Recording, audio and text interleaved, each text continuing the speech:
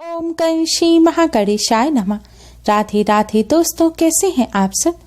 दोस्तों, सूर्य जब मकर राशि में प्रवेश करते हैं तब मकर संक्रांति का पर्व मनाया जाता है। इस दिन से ही उत्तरायण की शुरुआत हो जाती है। उत्तरायण देवताओं का दिन होता है। उत्तरायण में सभी शुभ और मांगलिक कार्य किए जाते हैं। इस बार मकर संक्रांति का पर्व 14 जनवरी और 15 जनवरी दोनों ही दिन मनाया जाएगा, क्योंकि इस बार 14 जनवरी को दोपहर 2:43 पर सूर्य मकर राशि में प्रवेश करेंगे। इसलिए मकर संक्रांति का स्नान, दान और पूजन 14 जनवरी और 15 जनवरी दोनों ही दिन किया जाएगा। इस बार मकर संक्रांति पर ब्रह्म योग, आनंदादि योग और रोहिणी नक्षत्र का शुभ संयोग बन रहा है। साथ ही इस बार बुध, शनि और सूर्य तीनों ही मकर राशि में रहेंगे, जिससे त्रिग्रही योग भी बन रहा है, जिससे इस बार की मकर संक्रांति और भी ज्यादा खास हो गई है। मकर संक्रांति पर महापुण्य काल में स्नान, दान जप तप करने से लाख गुना अधिक पुण्य फल प्राप्त होता है और पुण्य काल में करने से हजारों गुना पुण्य फल प्राप्त होता है। महापुण्य काल 14 जनवरी को 2:43 से दोपहर 4:28 तक का रहेगा और पुण्य काल शाम 5:45 तक का रहेगा। 15 जनवरी को पुण्य काल सूर्य उदय से लेकर दोपहर 12:49 तक का रहेगा। मकर संक्रांति पर सूर्योदय से पूर्व पवित्र नदी में स्नान करें। यदि पवित्र नदी में स्नान संभव ना हो तो स्नान के जल में गंगा जल की कुछ बूंदें मिलाकर स्नान करें। इसके बाद उगते हुए सूर्य को 3 बार जल अर्पित करें। मकर संक्रांति पर दान का भी विशेष महत्व होता है, इसलिए इस दिन सामर्थ्यानुसार किसी जरूरतमंद व्यक्ति को दान अवश्य ही करें। सूर्य देव के मकर राशि में प्रवेश करते ही देवताओं का दिन और पितरों की रात्रि का शुभारंभ हो जाता है। मकर संक्रांति को देवताओं का दिन भी कहा जाता है। सूर्य देव सभी ग्रहों के अधिपति एवं सिंह राशि के स्वामी हैं। आदि काल में सूर्य देव के पास सभी 12 राशियां थीं, परंतु कुछ काल उपरांत उन्होंने सिंह राशि को अपने पास रखा और कर्क राशि चंद्रमा को दे दी। बाकी सभी 2-2 राशियां अन्य ग्रहों में बांट दी। मेष राशि में सूर्य उच्च एवं तुला राशि में नीच संज्ञक माने गए हैं। किसी भी जातक की जन्म कुंडली में यदि सूर्य अकेले ही बलवान हो, केंद्र अथवा त्रिकोण में हो, तो उस व्यक्ति का जीवन कामयाबियों से भरा रहता है। इनके राशि परिवर्तन का सभी 12 राशियों पर प्रभाव पड़ता है। मकर संक्रांति पर ग्रह पीड़ाओं को शांत करने के लिए, ग्रहों के अशुभ प्रभाव को शुभ में बदलने के लिए मकर संक्रांति के दिन सूर्य देव के साथ साथ गौ माता का भी विशेष रूप से पूजन किया जाता है, क्योंकि गौ माता में समस्त ग्रह और 33 कोटि देवी देवताओं का वास होता है। मकर संक्रांति के दिन गौ माता की सेवा करने से सभी अशुभ ग्रह शुभ फल प्रदान करते हैं और साथ ही माँ लक्ष्मी जी की भी असीम कृपा प्राप्त होती है।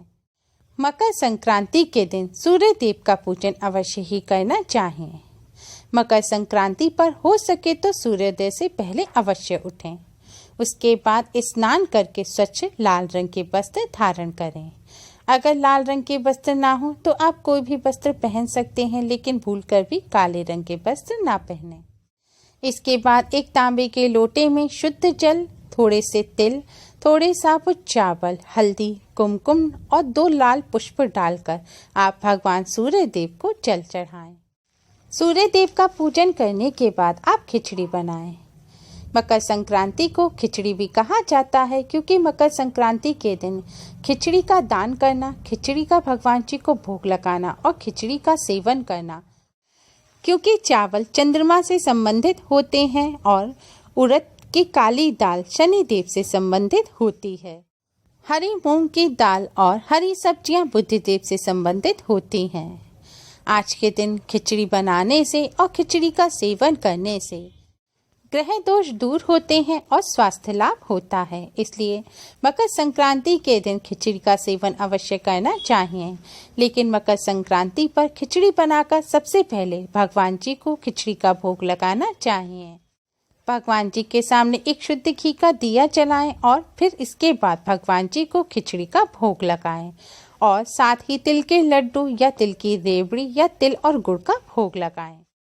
भगवान जी को खिचड़ी का भोग लगाने के बाद आप उस खिचड़ी में से थोड़ी सी खिचड़ी और थोड़ा सा तिल और गुड़ निकाल लें। अब इस खिचड़ी को ले जाकर आप गौ माता को खिला दें। गौ माता को खिचड़ी खिलाने से पहले आप गौ माता को प्रणाम करें, उसके बाद गौ माता को खिचड़ी खिलाएं। मकर संक्रांति के दिन गौ माता को तिल गुड़ मिली हुई खिचड़ी खिलाने से सभी देवी देवताओं का आशीर्वाद प्राप्त होता है।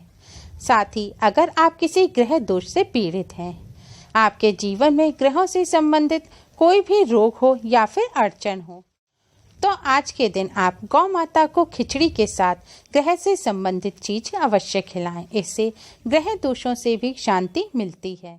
अब हम आपको बताते हैं किस ग्रह दोष की शांति के लिए मकर संक्रांति के दिन गौ माता को खिचड़ी के संग क्या खिलाना चाहिए। अगर आपको शनि देव से संबंधित कोई दोष हो, शनि देव की ढैया या साढ़े साती से आप परेशान हो, या आप पर शनि देव की महादशा हो, या फिर शनि देव से संबंधित कोई रोग या अन्य परेशानी हो, जैसे पेट की समस्या, नसों की समस्या, चर्म रोग, वायु विकार या घरेलू कलह एवं कर्ज की स्थिति ज्यादा हो, तो ऐसे जातकों को गौ माता को खिचड़ी के साथ काला तिल मिलाकर खिलाना चाहिए।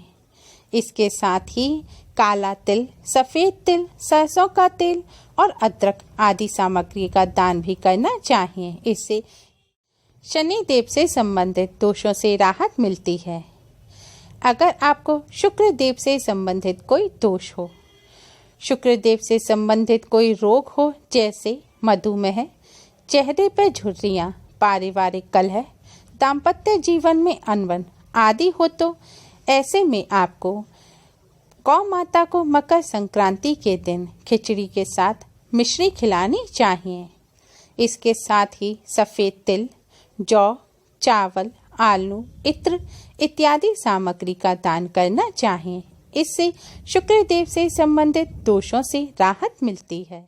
यदि आप बृहस्पति देव के दोष से पीड़ित हैं, बृहस्पति देव से संबंधित कोई रोग या परेशानी हो, जैसे पीलिया, गैस, हड्डी की कमजोरी, स्मरण शक्ति का कम होना, बाल झड़ना, सार्वजनिक स्थानों पर अपमानित होना, कुंडली में गुरु दोष होना, संतान से पीड़ित होना या घर में कोई लगातार बीमार रहता हो, ऐसी स्थिति में आप मकर संक्रांति के दिन गौ माता को खिचड़ी के साथ केला या फिर हल्दी खिलाएं।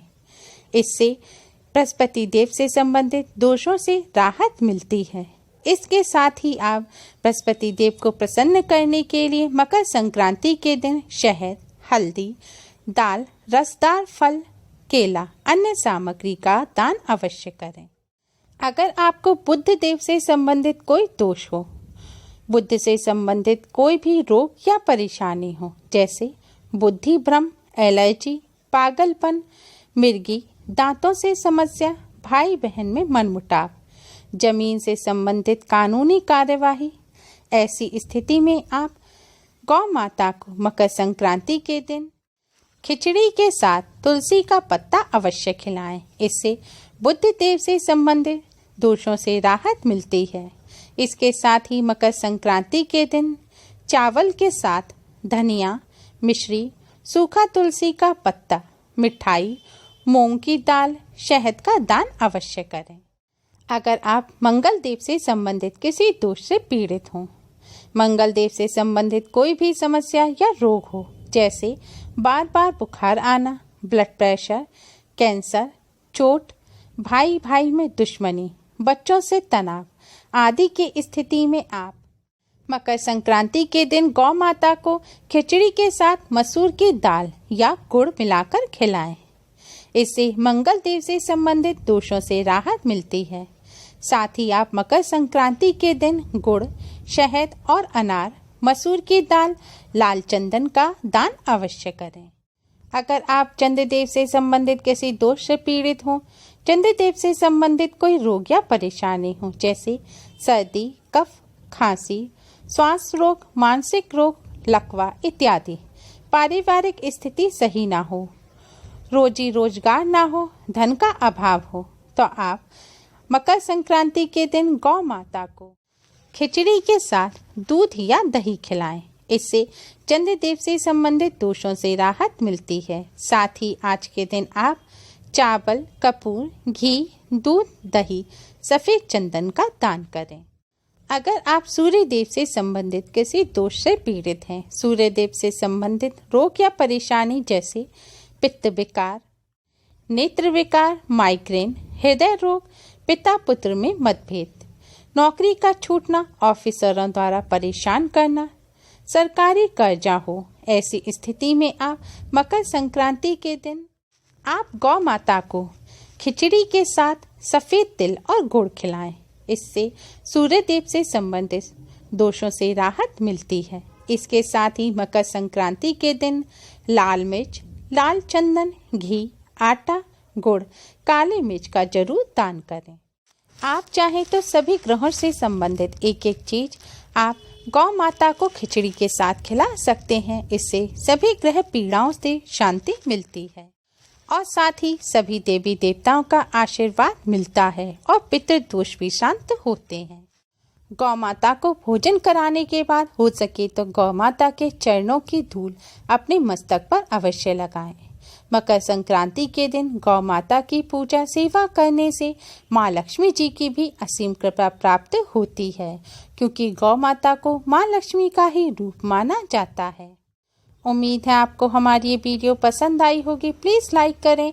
हमारी इस वीडियो को अपने फ्रेंड्स और रिश्तेदारों में ज़्यादा से ज़्यादा शेयर करें, जिससे वह भी इसका लाभ उठा सकें।